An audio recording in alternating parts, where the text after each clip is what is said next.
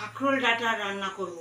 দেখো খাকরোল ডাঁটা করার জন্য আমি এই যে মাছ ভেজে নিয়েছি, আর এই যে কাঁকরোল ডাঁটাগুলো সুন্দর ছোট্ট ছোট্ট করে কেটে নিয়েছি, আর কচি কচি শাকগুলো কুচিয়ে নিয়েছি বেছে। হ্যাঁ, সুন্দর করে ধুয়ে নিয়েছি। রসুন নিয়েছি কিছুটা, আর 10-12 কোয়া রসুন, হলুদ, নুন সব নিয়েছি। আর তেলের উপর সামান্য, দেখো এখন সেতলে নেব, তাই সেতলে নেওয়ার জন্য একদম 1 চিমটি তেল দিয়ে তার মধ্যে কালো জিরা দিয়ে দিচ্ছি। আমি রসুনগুলো দিয়ে দেবো, হলুদ, নুন সব দিয়ে দেবো, দিয়ে এইগুলো দিয়ে দেবো, এই কাঁকরোল ডাঁটা শাকগুলো সব দিয়ে দেবো। এটা কি হলো? এই যে সুন্দর সেতলে নিয়েছি হালকা করে। আমি এবার কি বলতো, এই যে সমস্ত কিছু দিয়ে আর মাছগুলো এই যে বেছে নিয়েছি, এই মাছ দিয়ে সুন্দর বেটে নেব আমি।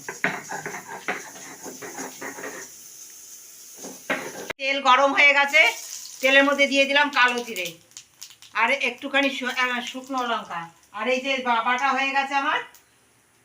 এবার বাটাগুলো সব এই যে তেলের মধ্যে, কালো জিরের মধ্যে দিয়ে সুন্দর আমি হালকা করে ভেজে নেব। সুন্দর আমার ভাজা ভাজা করা তৈরি ভাজা ভাজা হয়ে গেছে বাটাটি। দেখো এই যে কড়াই থেকে উঠে যাচ্ছে সুন্দর। আর এই অবস্থায় আমি দিয়ে দেবো সামান্য একটু লেবুর রস, সামান্য একটু চিনি, এই যে দেখতে পাচ্ছ, আর এই যে কাঁচা লঙ্কা, এই যে চিনি দিয়ে দিলাম, আর একটু লেবুর রস দিয়ে দেবো। দেখো বন্ধুরা, এই যে সুন্দর তৈরি হয়ে গেছে আমার খাকরোল বাটা রেসিপি মাছ দিয়ে। তোমাদের কেমন লাগলো অবশ্যই কমেন্ট করে জানিও, আর পাশে থেকে প্রতিদিনের ভিডিওটি দেখে লাইক, শেয়ার এবং সাবস্ক্রাইব।